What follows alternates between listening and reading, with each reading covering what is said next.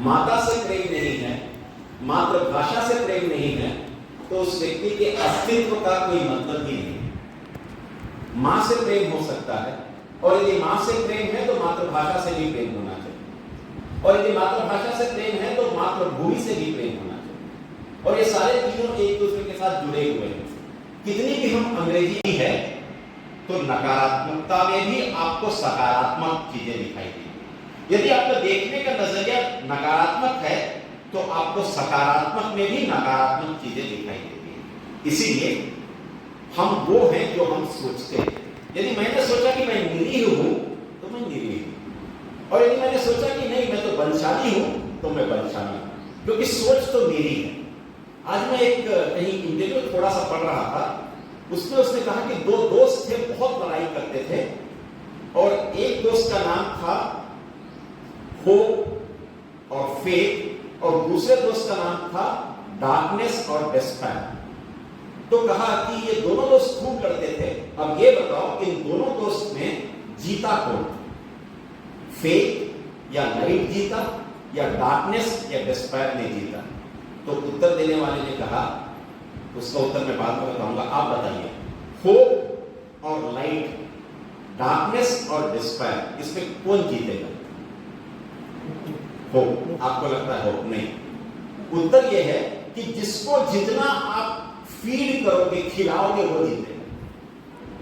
यदि आप होप और लाइट को ज्यादा आप फीड करोगे तो वो जीतेगा, यदि आप डार्कनेस और डिस्पेयर को ज्यादा फीड करोगे तो वो जीतेगा। ये दोनों आपके हाथ में है कि आप किसको कैसे देखना चाहते हैं।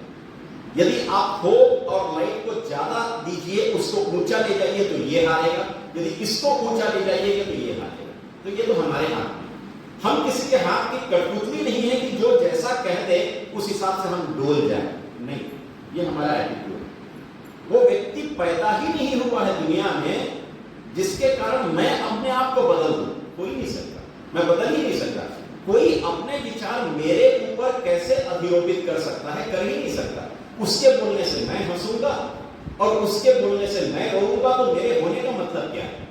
तो मेरा एटीट्यूड ऐसा होना चाहिए जहां पर मैं अपने चीजों का संचालन स्वयं कर सकूं, बल्कि दूसरे के हाथ में अपना रिमोट न दूं। ये मेरा एटीट्यूड होना चाहिए। और एटीट्यूड देखना है तो आप सभी ने 3 इडियट्स देखा होगा, उसमें वो सीन याद करिए जिसमें राजू इंटरव्यू के लिए जाता है। राजू थका हारा इंटरव्यू देता रहता है और बेबाक तरीके से बोलता है, तो वो कहते हैं भाई ऐसे व्यक्ति की तो हमें जरूरत नहीं है, हमारी कंपनी में तुम रहोगे तो 4 दिन में कंपनी बेच दोगे। तो वो राजू कहता है कि साहब ये जो एटीट्यूड है ना, इसको कई सालों में मैंने इसको पाया है, तो बेहतर है आप अपनी नौकरी रखिए और मैं अपना एटीट्यूड रखूंगा। और जीतता कौन है? एटीट्यूड जीतता है। और आपका एटीट्यूड किस तरीके का है? इसीलिए सबसे जरूरी है हमारे अपने वैल्यूज क्या है। हर घर में हर व्यक्ति की अपनी अपनी वैल्यूज होती है और हमारा बिलीफ सिस्टम होता है, हम जिस पे विश्वास करते हैं। हम कहते हैं हमारे घर में ये नियम है, कहाँ लिखा रहता है नियम? कहाँ पर किस घर पे नियम जो है लिख के सारे लोग दस्तखत किए होते हैं? लेकिन हमारे घर में पता हो, हमारे घर में नियम है 11 बजे के बाद कोई बाहर नहीं जाएगा। हमारे घर में नियम है सेकंड शो कोई देखने नहीं जाएगा। हमारे घर में नियम है 8 बजे सब खाना खा लेंगे। ये नियम है, ये हमारा अपना सिस्टम है, अपना इमेज हमने बना के रखा है। और हमारे थॉट्स, हमारे विचार, वही हमको इफेक्टिव कम्युनिकेशन की ओर ले जाते हैं। यदि आप किसी से बात करते हैं और बात करते करते आप कहते हैं ए ये बैठने का तरीका है, तो वो भी आपको उत्तर उसी तरीके से देता है। क्योंकि ये जो हमारा जीवन है ये इकोसिस्टम पे होता है।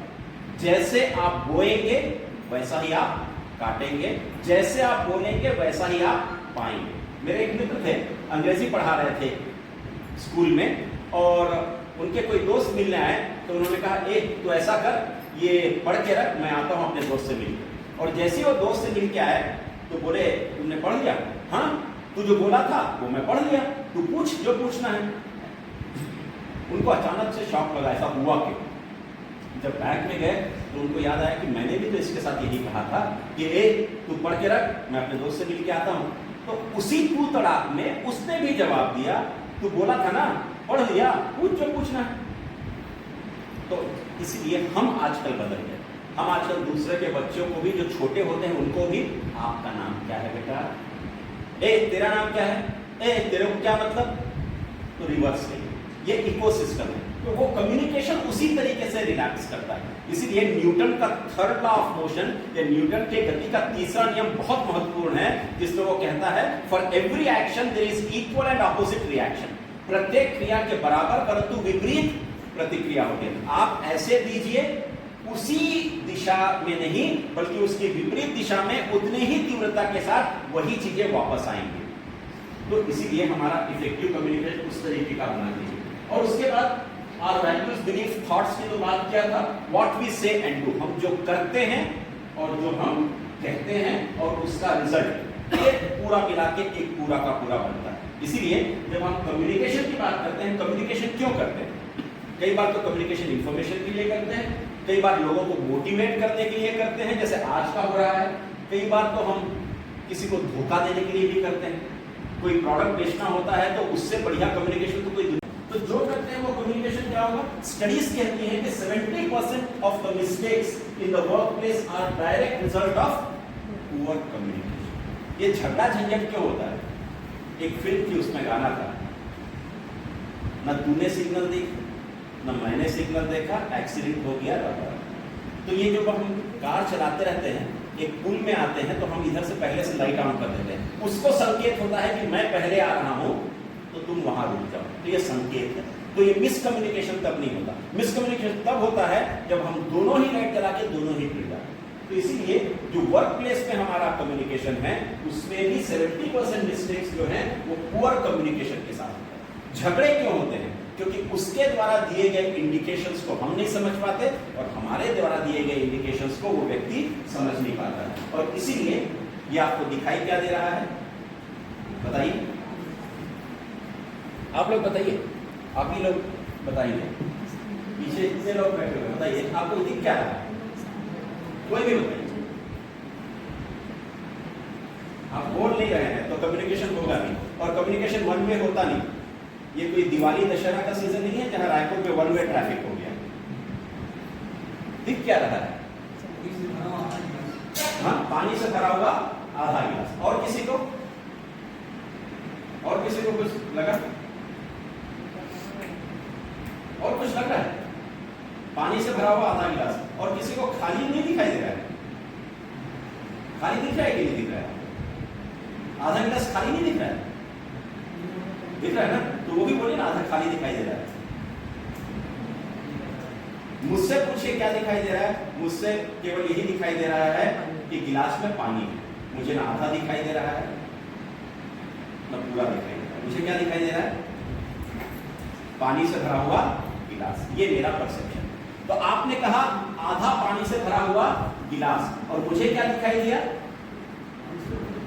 मुझे केवल दिखाई दिया गिलास और पानी। और इसलिए हम कहते हैं बूंद बूंद से घड़ा भरता है। तो ये जो